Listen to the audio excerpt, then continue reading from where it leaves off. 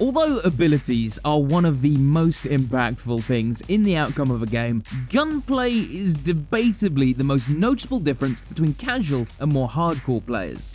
Although teaching you exactly how to aim in the matter of 10 minutes is practically impossible, today we're going to be providing you with some crucial knowledge regarding gunplay that can significantly increase your effectiveness in-game. What's up guys, my name is Matt and today I'm going to be your guide walking you through the best weapons to utilize in every situation. More specifically, we're going to be going over what guns you should purchase depending on not only your but also your teammates' financial situations. By learning how to do this, you're going to notice that your buys are much more methodical, allowing you to take all of the variables into consideration in order to decipher the best possible buy for you at the time. But before jumping into the tips, let's introduce our customary question of the day. Today's question is one of my favorites so far. I've thought about this a lot in the past, and honestly, I'm still kind of torn between the answers. Do you think Riot will implement a system like Fortnite where teams can play tournaments in-game in order to win cash prizes? So I make videos for the Fortnite ProGuides channel as well, but for those of you that aren't familiar with the system, in Fortnite, players in higher ranks are able to fight for cups. Those that place in one of the top ranks are rewarded with a sum of money. Although we would all probably be for this implementation, I don't know if Riot is going to risk the money in order to add this change. What do you guys think? Will Riot do this in order to bring more players to the game, or will they stick with the classic ranked mode? Let us know in the comments below. I'm really interested to see what you guys think about this topic. With that said, let's get right into the best weapons to buy in every situation. Starting out with the pistol round, the two weapons we'll be focusing on are the Standard, Classic, and Ghost. These two pistols, utilized by the majority of the community, have completely separate attractions on the first round. Firstly, the Ghost, costing too much for the purchase of additional armor, is more utilized for its one-shot capabilities while getting a headshot. When attempting to headshot the enemy, it is crucial in any situation. It is the main focus for the Ghost on pistol round. Because of this, it's catered more toward aim-based players who are confident in their shot. Secondly, there's the Classic, saving you 500 credits when compared to the Ghost. It allows you to purchase light armor. This additional 25 HP allows you to survive a headshot from the Ghost, giving you increased survivability throughout the round. With that said, however, the community, although diminishing the pistol choices to these two pistols on the first round, has practically agreed that it is more of a preference. If you would prefer to focus your gameplay on aim, play with the Ghost. If you prefer survivability as you're initiating a push, the Classic is right for you. Ultimately, however, there is a reason many people choose to stick to only these two choices. For those of you that may not understand, here is the general rundown. The Shorty simply doesn't have enough impact at long range, making it an overall weak weapon in a round where everyone is at the same economic level. Instead, this weapon is more crucial for all-in situations, where for instance the enemy is playing with rifles and your only chance at getting a kill is very close range. The Frenzy has a similar problem. Although good close-up due to the high fire rate, long range it doesn't compare to the Classic or the Ghost. Lastly, the Sheriff, shooting very slowly, doesn't have any real advantage over the Ghost. Furthermore, its high cost doesn't allow you to purchase abilities, which on first round especially, are very crucial. The second instance where you may be stumped as to which weapon to buy is the Eco round. These rounds, ranging from several situations, include being fully broke or being slightly under budget, aren't as simple as pistol rounds. Because of this, you'll realize that in certain scenarios, you'll be able to take a much higher economic risk while still being able to buy next round. Ideally, by looking at the value under your credits, you want to make sure that in the following round, you'll have above 4,000, allowing you to purchase armor, a rifle, and potentially one ability at the minimum. With that said, however, there are some weapon choices you should look for and others that you should avoid when initiating an eco. Firstly, let's talk about those that you should run. Sticking with the Classic is never a bad choice if you're trying to save the maximum amount of credits for something like an operator. But if you're choosing this option, you're going to need to play at close range and attempt a triple headshot with your burst, giving you a low chance of success at actually killing an enemy.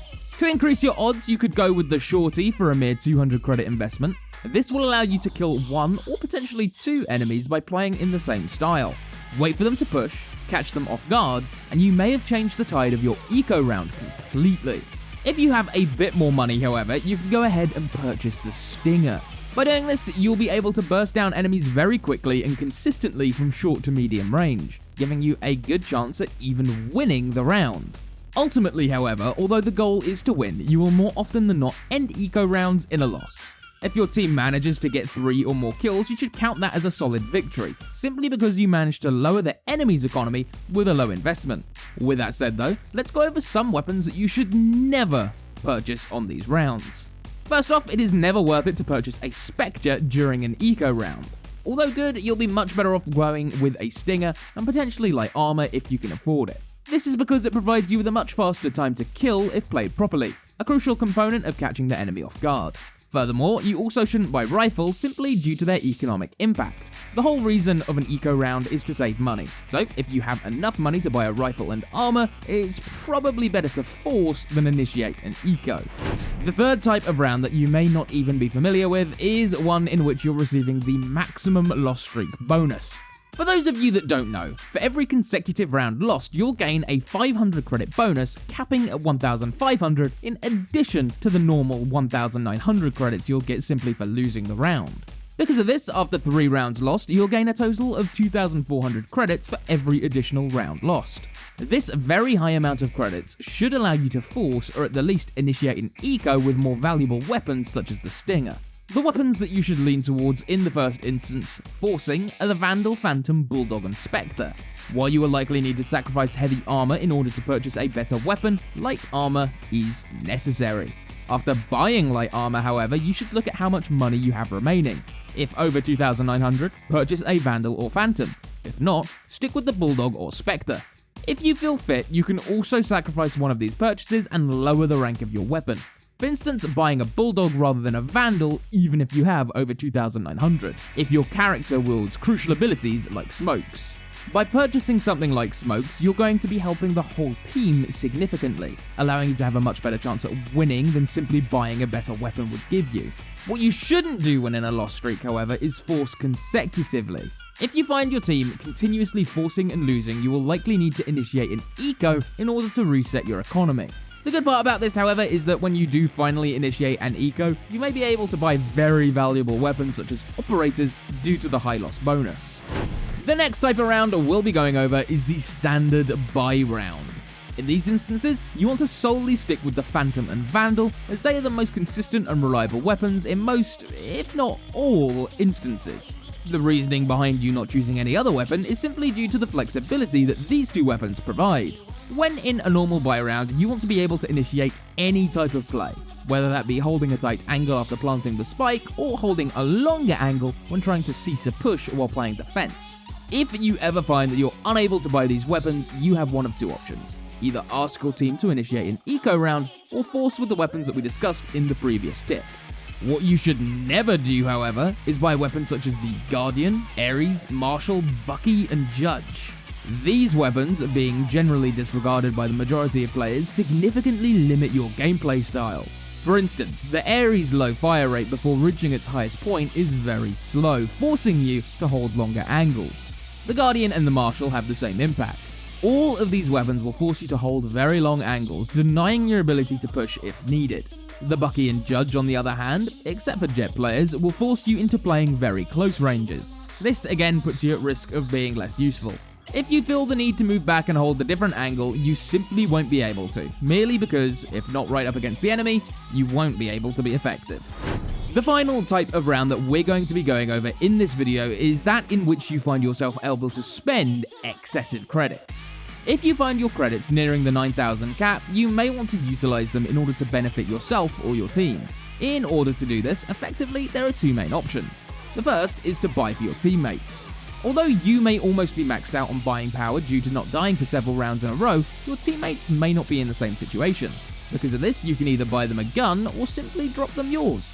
If you go into a round of this type after dying, however, you may want to be a bit more selfish with your credits and just spend them on yourself. Never a bad option unless your teammates are unable to full buy alongside you. In this case, you'll want to look at two main weapons, the Operator and the Odin. The Operator, known by all for its one-shot capabilities, allows you to have a significant impact in the round. You'll be able to kill several opponents wielding Phantoms and Vandals very easily from long range, giving you a significant advantage throughout the round. The Odin, on the other hand, if comboed with abilities such as Sova's Recon Dart, allows you to shoot through walls due to its high penetration. This may allow you to gain kills before even seeing the enemy. If this doesn't happen, however, you will at least have a much higher fire rate than the players utilizing cheaper rifles. Because of this, you may be able to mow down several enemies or even shoot through smokes with a very high success rate, increasing your ability to stop pushes significantly.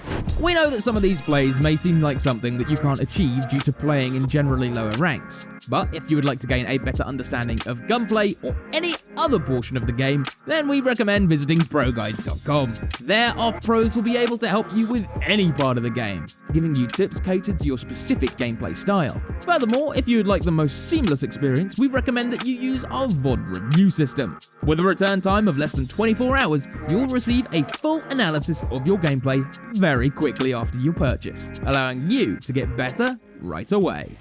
Although every situation is slightly different, we hope that this video has guided you in the right direction regarding gunplay. As you begin to implement this information into your personal gameplay, you should notice that by knowing what to buy and what not to buy, you'll gain a much higher understanding of the economy throughout the game. Furthermore, you'll be directly more effective throughout the rounds, potentially allowing you to win many more games. With that said, however, you should be able to analyze every round and realize what type it is. Because of this, it may seem hard to implement these tips at first. Don't worry about that though. All players, even the pros, went through a learning stage that allowed them to reach their current ranks.